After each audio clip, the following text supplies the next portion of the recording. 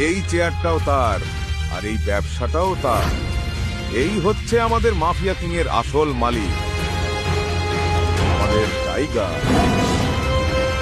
এই সত্যিকারের টাইগার বাপ রে! এমন বিপজ্জনক ডন কেন অভিনবর সামনে হাঁটু গেড়ে বসেছিল? আকরামের কি মনে পড়েছিল অভিনবকে দেখে, আর বিশেষ করে তার আঙুলের আংটি দেখে? তোমার জন্য এই চেয়ারটা বিশেষভাবে বানানো হয়েছে। এই বলে সানি অভিনবকে সুন্দর কিন্তু বিপজ্জনক দেখতে একটা চেয়ারে বসার জন্য ইশারা করলো। আরে সানি, পাগল নাকি? ও এই চেয়ারে বসতে পারে না। তুই তো জানিস এটা কার চেয়ার, তাই না? তুই চুপ কর দেবান।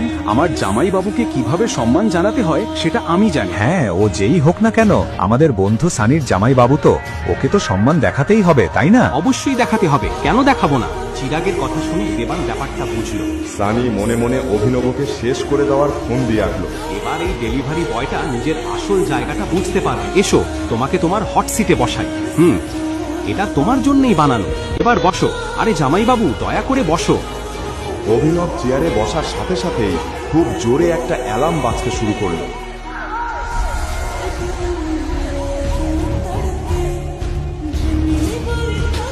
এসব কি হচ্ছে? তুই এটা কি করলি? তুই মাফিয়া কিং এর চেয়ারে বসেছিস, তুই তো এবার শেষ। ওই বিশেষ চেয়ারটা ছিল মাফিয়া কিং গ্যাংয়ের লিডার আকরামের, আর ওই চেয়ারে আকরাম ছাড়া অন্য কারোর বসার অনুমতি ছিল না। কোন মায়ের বেটার এত সাহস